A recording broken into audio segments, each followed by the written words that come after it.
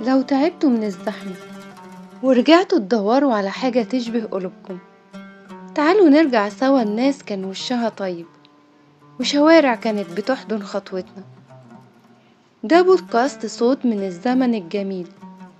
هنا بنحكي علشان نفتكر ان الدنيا لسه بخير. كان في زمان حارة مش لازم تكون ضيقة، لكن كانت قريبة من القلب.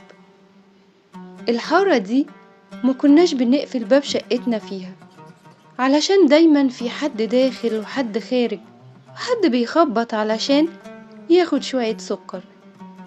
صوت الراديو كان طالع من كل بيت، لكن كلنا كنا بنسمع برنامج واحد.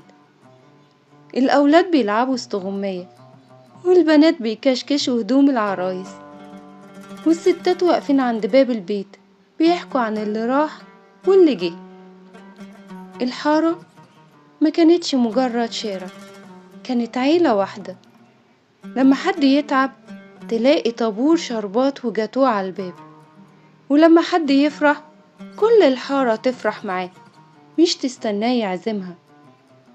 مشهد واحد كنا بنشوفه كل يوم: جارة بتنادي من الشباك: يا أم سعيد، عندك طماطم؟ وأم سعيد ترد من قلبها: عندي وعندك كمان، تعالي. عارفين اللي بيخلي الذكرى تعيش مش المكان بس، لكن الناس والنية والحنية.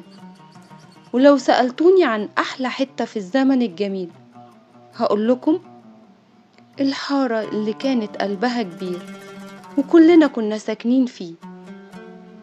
أنا مروة حامد، ولسه بحكي عن زمان لما الحارة كانت بتحضننا كلنا.